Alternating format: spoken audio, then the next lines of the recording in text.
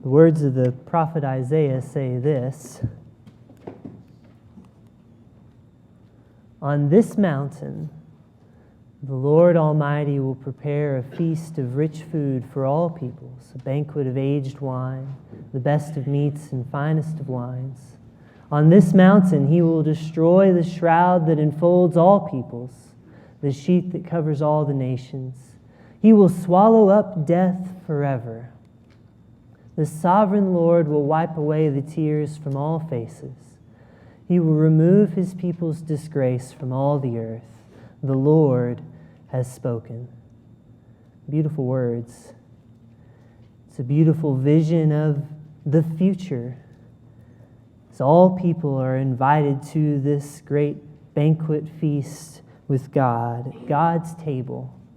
And that's what I want us to spend some time talking about tonight, is the table of God. So for the past few weeks, if you've been here, you know we've been looking to the Exodus story, and we've been talking about how that story in the Old Testament relates to some of our Christian practices. If you've been here, you know that the two that we've wanted to study the most have been baptism and communion, baptism and the Lord's Supper. So far, we've talked about one of those. Over the past 3 or so weeks, we've been talking about stories from Exodus about water, stories where God uses water in the Exodus story to rescue his people, to create them anew, in a sense, and to lead them on toward this new life, this new journey, with a new purpose. And all along the way, as we've been talking about this, we've been trying to show how this relates to our experience in baptism and what it means for us. Because the story of Exodus kind of paints a picture that is in the background. It kind of lays the backdrop for what we see more fully in the New Testament about baptism. Tonight we're going to be looking at the second of these two practices we aim to look at, the practice of sharing communion, the practice of taking our place at the Lord's table, which we do together here every Sunday. And again, what I think we're going to find is that the Exodus story kind of just sits in the background. It kind of sets a little bit of the foundation for what we experience today when we come to the table of God and we share in communion. The Exodus tells stories about bread. It tells stories about meals with God, which are more than just meals. It tells stories of meals that have deeper significance. And so in the Exodus, we encounter the Passover meal. And just like Israel passing through the seas, and just like our baptism, that meal tells a story. It tells the story of God's rescue of his people, how he rescued them from slavery in Egypt, how he rescued them from the plagues. It's a meal, but it's more than a meal. Later on, of course, Jesus himself will celebrate the Passover with his disciples. And it's no surprise, maybe, that it is at this meal with the disciples that he institutes the Lord's Supper, because they're so related, they're so together. They tell the story of God rescuing his people. In the Exodus, we see stories about manna, about bread from heaven. We talked about one of those stories a little bit last week, but in these stories about manna, we see a people who are hungry in the wilderness. They're in need. They don't have the food that they need, and so God provides. He provides for them what they need. He provides a meal, but it's more than just a meal. That bread for them is not just food. It's a reminder to them that God is with them in the wilderness. It's a reminder that he provides for them when they need it the most, that he's there for them even when everything around them seems to look like he's not. Again, later on in the Gospels, Jesus himself does this same thing. He takes bread and he provides it for a hungry people. You think about the story of Jesus feeding the 5,000. Jesus takes what little bread there is and he prays and he blesses it and he breaks it and he gives it. And he feeds the hungry people. He meets their needs in the desert place where they are. And after this, in John's Gospel, Jesus says, I am the bread from heaven. He says, I am that manna for you. And then at the Last Supper, he takes bread again and he breaks it and he blesses it and he gives it out. He says, "This is my body, broken for you." In the Exodus, we see these stories about meals, but we also see that they're more than just a simple meal. They mean something deeply significant. We see stories about bread, but they're more than just simple stories about people eating bread. They're stories of salvation. They're stories of God's provision. And they're stories of a covenant. That's what we're going to see tonight in this next story as we step into the book of Exodus again. We're going to spend the next 2 weeks talking about a specific story in the book of Exodus. And it's a story that may not be as familiar to us as, say, the Passover meal or God providing manna in the wilderness. Those are things that we learn ever since we were kids. This is a story that's a little more difficult to understand. It's a little strange in a couple of ways, but I think that this story, as much as any story in the Bible, helps us to understand what the Lord's Supper is and what it means for us. I'm talking about Exodus chapter 24. I'm going to spend some time there tonight. The story begins like this. The Lord said to Moses, "Come up to the Lord, you and Aaron and Nadab and Abihu and 70 of the elders of Israel. You're to worship at a distance, but Moses alone is to approach the Lord. The others must not come near, and the people may not come up with him at all." And what are we talking about here? Moses is at Mount Sinai with the people of God. They're at the mountain in the wilderness together. As you know, this is the place where God provides the 10 Commandments. And not just that, he also provides more instructions than just those 10 words. He provides instructions that are called the Book of the Covenant. And he's just done all of this. He's just provided the commandments to Moses. He's just provided the other instructions. All of that has just happened. And then he tells Moses, "I need you to come up the mountain again. I need you to come up now, and I want you to bring those specific people with you. They're going to go part of the way up, but you're going to go all the way up to meet me again." So that's where we are in the story. Before Moses and the people go up the mountain, first he comes down to tell the general populace what's about to happen. It's a good idea. And the people say, when they hear what Moses has said, they say, "Everything that the Lord has said, we will do." So Moses has told them the plan. The next thing that happens in this story is actually a little bit strange. It's a little bit foreign to us, especially as people who live in 2016 in America. The things that happen, if we know the Bible, we've kind of seen things like this before, but it still is a little bit foreign to us. But it's important what we see here next. So Moses got up early the next morning and he built an altar at the foot of the mountain and set up 12 stone pillars representing the 12 tribes of Israel.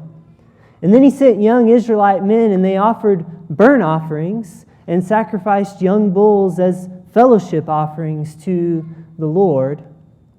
Moses took half of the blood and put it in bowls, and the other half he splashed against the altar. And then he took the book of the covenant and he read it to the people. And he responded, they responded, "We will do everything that the Lord has said. We will obey it." Moses then took that blood and he sprinkled it on the people and he said, "This is the blood of the covenant that the Lord has made with you in accordance with these words." So you with me so far? What we see here is a little bit strange and kind of gross, to be honest.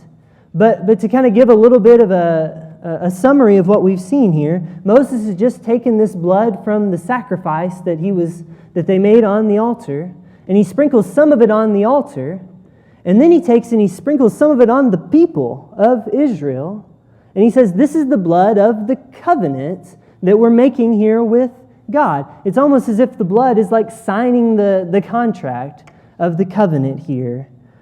And then Moses is ready to go up the mountain. Moses and Aaron, Nadab and Abihu, and the 70 elders of Israel went up, and they saw the God of Israel. Under his feet was something like pavement made of sapphire, as bright blue as the sky. But God did not raise his hand against the leaders of the Israelites. They saw God, and they ate and drank. That's the story. Let's try to make some sense of this story. It's kind of a fascinating story, and there's some strange things about it. Raises some questions for me, I know. I'm really interested in what this means when this whole seeing God thing happens near the end of this story. Especially if you know the book of Exodus, you know that in chapter 33, God himself says no one sees God and lives, and yet these people seem to see God and survive it. We'll save that for next week when we talk about this. But what I want us to talk about tonight is this movement in the story. There's a movement in the story from the altar to the table, if you will. There's a movement in this story from the sacrifice that's made to the meal that's shared with God. And I want to talk about what that means for understanding the covenant that God is making here. If you remember, the story begins with those offerings to God. We started with this. There's sacrifices made at the base of the mountain. Moses builds these altars. There's two different types of offerings that they make. And they make burnt offerings and they make fellowship offerings. Now, if you're like me, these different offerings and sacrifices the Israelites make seem to kind of run together at a certain point. It's hard to keep them all straight.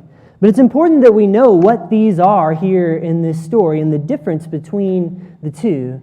Burnt offerings were typically made for matters of atonement, which means that if you had sinned before God and you were asking for forgiveness before God, pardon from God, this is the type of offering that would have been made. And the thing that you offer on the altar, the thing that burns up in the fire and is consumed by the fire, that's sort of showing that it's an acceptable offering before God. It's as if God is consuming and accepting this offering that's in the fire, almost like a meal. Now, the fellowship offering is different than that. Fellowship offerings are not so much about atonement as they are about fellowship, about relationship. So if you were offering a fellowship offering, you might put part of the offering on the altar to be burned and consumed before God, but the rest of the offering was taken with you and it was shared as a meal. Some of it might have been eaten by the priests, some of it by the people themselves. And in this way, it was almost like sharing a meal with God, if you can see it. And so you're fellowshipping with the people that you share the part of the offering with. And you're also fellowshipping with, sharing with God, with the part of the offering that's consumed on the altar. So you see how the two sacrifices are different, but how they work together in this story. They offer the burnt offering for the sins of the people, and they sprinkle the blood on the altar. And Moses is telling us that this is for the forgiveness of sins. And then they read the book of the covenant together. And Israel says, whatever that says, whatever the Lord has said, we're going to do that. We obey. They agree to the covenant that God has given to them. And so they sprinkle the blood on them, and the covenant has been signed. The promise of God has been agreed to. And then, after all of that, Moses and the others go up the mountain. They see God. They're in His presence. And they eat and they drink together. In this story, there is a progression. The altar leads to the table. There's a covenant being made with God, between God and His people. There's a sacrifice, and it's followed by a meal. And they're deeply connected. They're both part of the covenant being agreed to and settled amongst God and His people. Now, I wonder, do we see in this a picture of Christ and His table and the covenant that we share with Him as Christians? As Christians, I think that we have reason to see exactly that when we look at this story. After all, when Christ gathers with His disciples on the night when He is betrayed and they have the meal together, we call it the Last Supper, He gives them the cup to drink. We'll get there. He gives them the cup to drink. And he says, drink from it, all of you, share in this, for this is the blood of the covenant, which is poured out for many for the forgiveness of sins. Jesus says the very thing that Moses has said, that this drink here, this wine that represents his blood, is the blood of the covenant. And he says that it's for forgiveness of sins, just like that burnt offering sacrifice that began the whole story at the mountain. And just like what we've seen at Mount Sinai, for us, the altar precedes the table. The altar leads to the table. It may seem kind of strange to some, especially those who are not Christians, but as Christians we know what the New Testament portrays, and it portrays Jesus and his death on the cross as being a sort of offering for the forgiveness of sins. And when Jesus is put on that cross, and when he sheds his blood on that cross, that blood is atoning for sins in sort of the same way in which in the old days, in the Old Testament, Israel's sacrifices would have worked. I think God is meeting Israel where they are with something that they can understand. And he's using this death of Jesus as part of his plan to bring about a new covenant. A covenant that's made clear by the blood, just as it was at Mount Sinai. That's what the book of Hebrews tells us. It says that, for if the blood of goats and bulls and the sprinkling of the ashes of a heifer sanctifies those who have been defiled, that's how they did it then, how much more will the blood of Christ, who through the eternal Spirit offered himself without blemish to God, purify our conscience to worship the living God? For this reason, Christ is the mediator of a new covenant. And then he goes on to say this, for when every commandment had been told to all the people by Moses, he's talking here about what we just read in Exodus 24. When Moses read the book of the covenant to the people, Moses took the blood of calves and goats, he sprinkled it on the scroll, and he sprinkled it on the people, saying, this is the blood of the covenant that God has ordained for you. But how much more so when Christ, by a single offering, perfected for all time those who are made clean? How much more so now with our hearts sprinkled clean by his blood and our bodies washed with pure water, can we approach God and be in his presence and share in his lasting grace? In other words, we may take our place at the table because of what Christ has done on the cross, because of what he did for us once and for all. By the blood of Jesus that he spilled, a new covenant was made. A new covenant was made real. It was signed and it was sealed for our sake, that we might share in it. An altar precedes the table. And because of what Christ did, we can share in a meal that is more than just a meal. We now share as Christians in a meal that is a promise. It's a covenant with God that he has made with his people. So we've covered a lot tonight. How do we respond to a message like this? How do we take something like this that goes all the way back to Israel's day and then to Christ's day?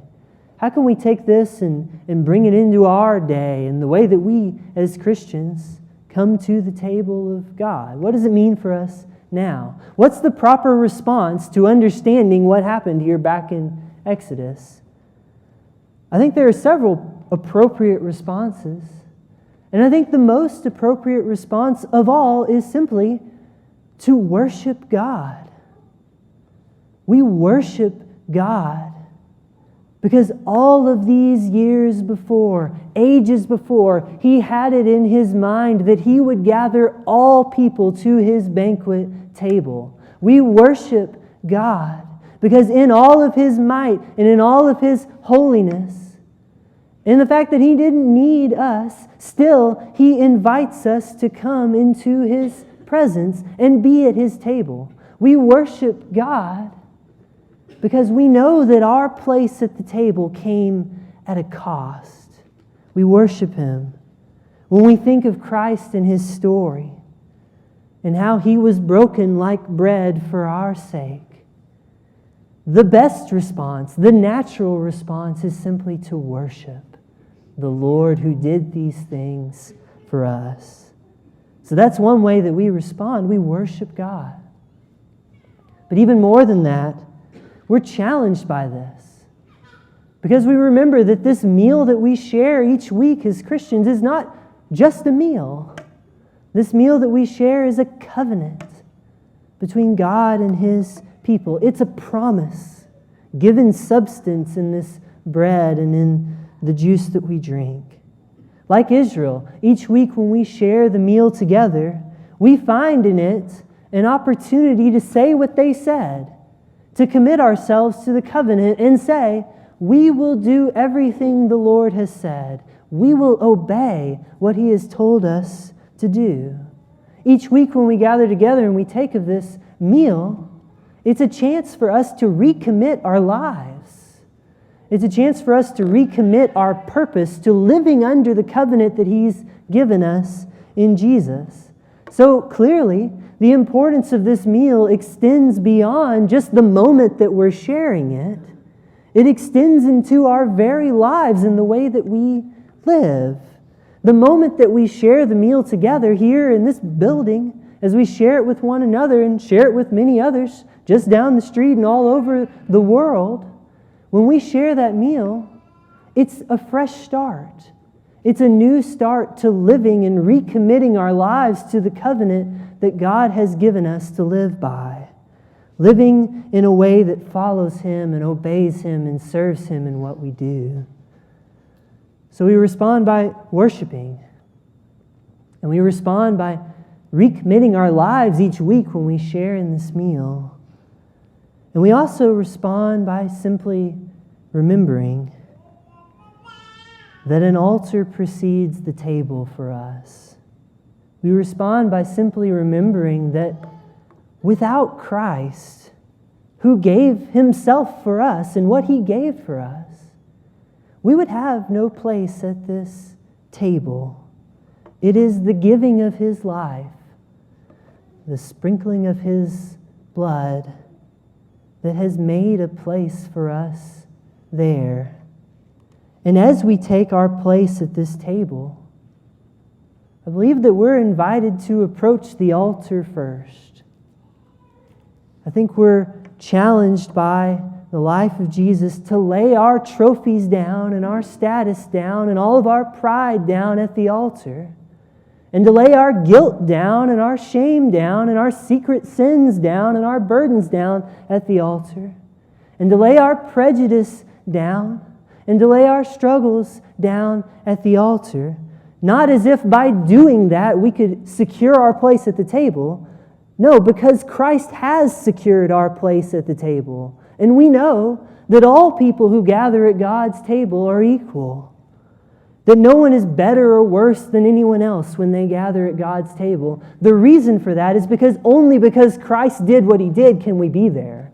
And only because Christ did what we did do we have a place there. And so we lay our trophies down. And we lay our shame down. And we gather at the table of God as one, as equals under His grace. And as we find our way to the table, we lay down our burdens and our struggles at the altar there for Him. The story of Exodus reminds us of a covenant that is made between God and His people, a covenant that comes at a cost. The story of Exodus shows us a meal, which is more than just a meal. And we respond to that by remembering and by recommitting our lives and by simply worshiping the God who invites us to share in His great banquet feast. Tonight, as always, we close with an invitation. The ways to respond to this story and this message I've already shared. Many of us can respond in our own lives and in our own hearts. But perhaps there's someone here tonight who wishes to respond more publicly than that. Maybe you need the prayers of your brothers and sisters to recommit your life to the covenant you've made with God to follow Him. We offer that opportunity. We're all sharing in it together. Maybe there's someone here tonight who's ready to commit to the cross and the covenant of God like never before, to be baptized, to share in the blood and the death of Jesus, and to share in His life made new for us. If you're ready this evening to do that,